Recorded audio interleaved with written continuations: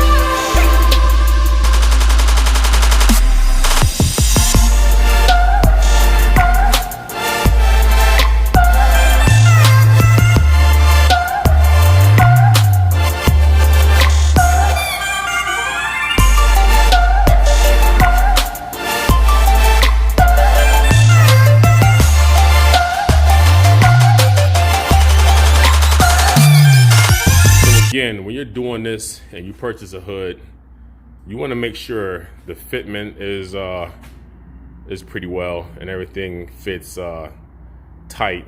Matter of fact, you don't want to paint this first and then fit it. You want to get all that first before you get it fitted, because that's going to avoid your warranty if you paint it and then you put it on and you find out that it does not fit. So yeah, the ease of this job, like I said before, 1 out of 10, 1 being extremely easy, 10 being extremely tough. I would say it was a 4.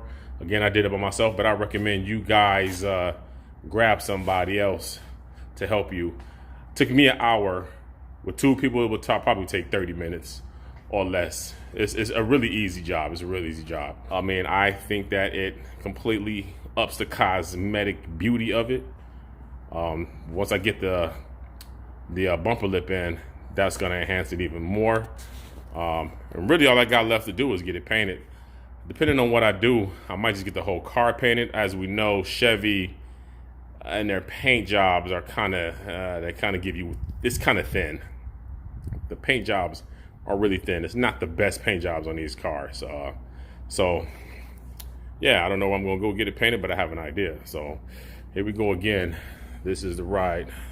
This is what I'm looking at. So I'm very pleased by it. As you can see how high it sits right here. That's some good height. That's some good height. So the vent to release the hot air. Nothing but cool air going through there. So it's gonna definitely drop engine temperatures, which is always good. The cooler, the better. The hotter, the slower, the less power you put out. Well, thank you guys for watching the video. I appreciate your support. Like I said, again, this is your boy Hot Rod Fuego. Hit that subscribe button, support your boy. Hit that like or that dislike if you don't. Please drop a comment. The mods don't stop.